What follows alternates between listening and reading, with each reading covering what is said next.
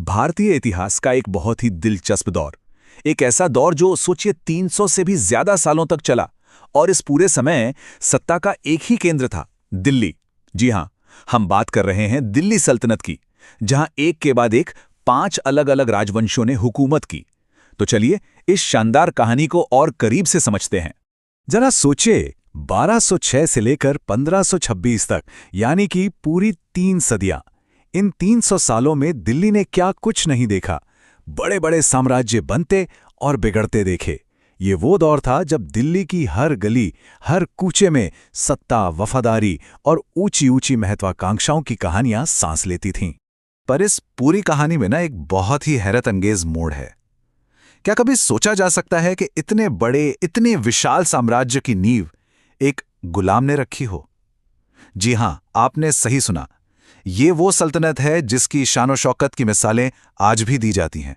और इसकी शुरुआत एक ऐसे शासक ने की थी जो कभी एक गुलाम था। और बस यहीं से हमारी कहानी का पहला अध्याय शुरू होता है, गुलाम वंश का अध्याय। अब नाम सुनकर थोड़ा अजीब लगता है ना, गुलाम वंश।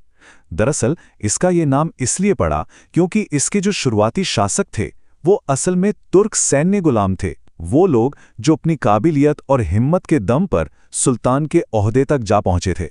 तो ये है दिल्ली सल्तनत का पूरा सफरनामा। सबसे पहले गुलाम वंश, फिर आए खिलजी, उनके बाद तुगलक, फिर सैयद और आखिर में लोदी वंश।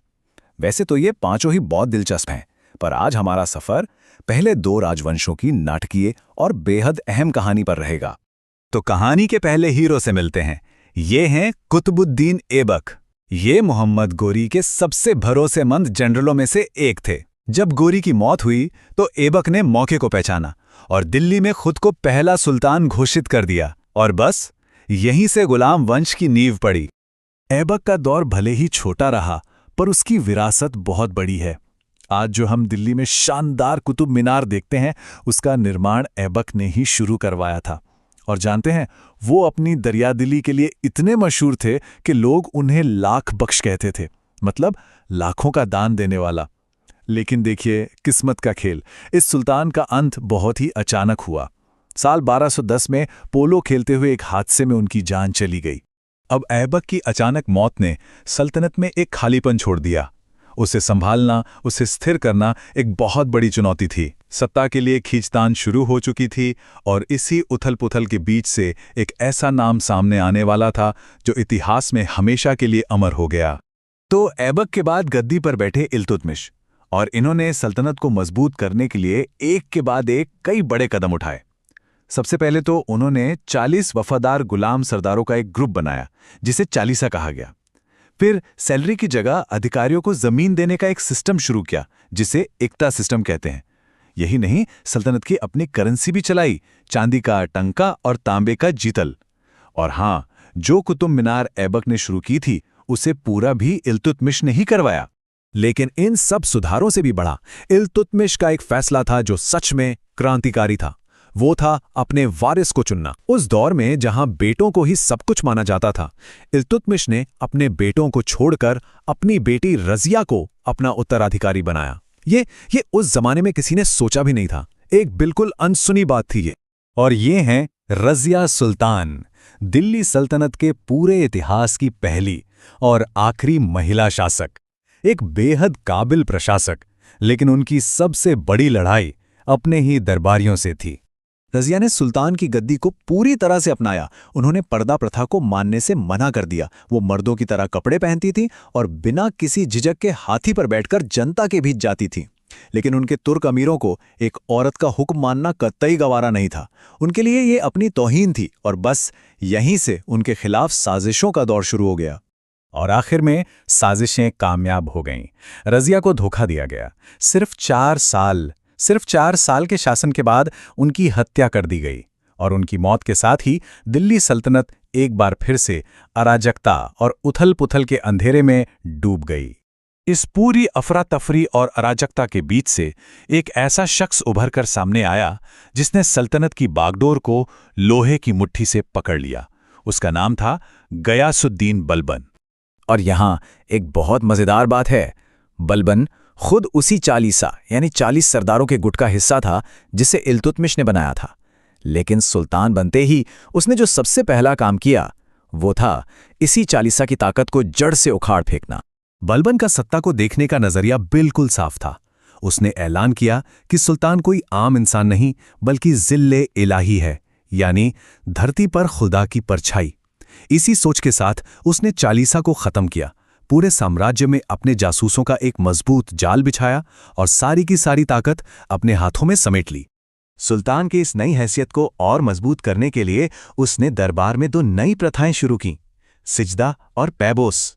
सिजदा मतलब सुल्तान के सामने पूरा झुककर सलाम करना, और पैबोस यानी सुल्तान के कदमों को चूमना। मकसद बिल्कुल साफ था, सबको ये जताना कि सुल्तान से ऊपर कोई नहीं है। बलबन ने सल्तनत में श्रृंखला तो जरूर कायम की, लेकिन उसकी मौत होते ही गुलाम वंश की नींव हिल गई, वो कमजोर पड़ गया और अब दिल्ली की सत्ता एक नए और शायद पहले से कहीं ज्यादा क्रूर और महत्वाकांक्षी राजवंश के हाथों में जाने वाली थी। हुआ भी वही। बलबन के बाद जो भी गद्दी पर बैठा वो सल्तनत को संभाल नहीं पाया। जल्द ही उसके पोते का भी कत्ल कर दिया गया और इसी सियासी खालीपन का फायदा उठाकर जलालुद्दीन खिलजी ने तख्ता पलट कर दिया। उसने सत्ता पर कब्जा किया और खिलजी वंश की बुनियाद रखी। इसी के साथ गुलाम वंश का सूरज हमेशा के लिए डूब गया। लेकिन खिलजी वंश की असली कहानी जलालुद्दीन से नहीं बल्कि उसके भतीजे और दामाद से शुरू होती है। एक ऐसा शख्स जिसने दिल्ली का तख्त हासिल करने के लिए अपने ही चाचा का कत्ल कर दिया। उसका नाम था अलाउद्दीन खिलजी। अलाउद्दीन खिलजी एक ऐसा सुल्तान जिसकी महत्वाकांक्षा की कोई हद नहीं थी। वो खुद को दूसरा सिकंदर कहता था और पूरी दुनिया को जीतना चाहता था। उसने सिर्फ उत्तर भारत ही नहीं बल्कि पहली बार सल्तनत की सेनाओं को दक्षिण भारत तक पहुंचा दिया। अब सवाल यह है कि अलाउद्दीन इतना सफल कैसे हुआ? तो इसकी वजह थे 2 मजबूत स्तंभ। पहला उसकी बहुत बड़ी और ताकतवर फौज, और दूसरा देश की अर्थव्यवस्था पर उसका पूरा सख्त कंट्रोल। इन्हीं दोनों चीजों के दम पर उसने इतना बड़ा साम्राज्य खड़ा किया था। अलाउद्दीन की सल्तनत ना एक बहुत ही सधे हुए सिस्टम पर चलती थी। सबसे पहले उसने एक परमानेंट विशाल सेना खड़ी की। सैनिकों का पूरा रिकॉर्ड रखा जाता था जिसे चेहरा कहते थे, और घोड़ों पर शाही मोहर लगाई जाती थी जिसे दाग कहते थे, ताकि कोई गड़बड़ ना हो। दूसरा, उसने बाजार पर सख्त नियंत्रण किया। हर चीज का दाम फिक्स था और कोई बेईमानी करने की हिम्मत नहीं कर सकता था। और तीसरा, उसने जमीन को नपवाकर सीधे किसानों से टैक्स लेना शुरू किया। इन सब सुधारों से सल्तनत की तिजोरी भर गई, जिससे वो अपने विशाल सेना का खर्च उठा पाता था। और हाँ, दिल्ली का मशहूर अलाई दरवाजा भी उसी के दौर की देन है। तो दिल्ली सल्तनत के इन सुल्तानों की कहानी कितनी उलझी हुई है ना।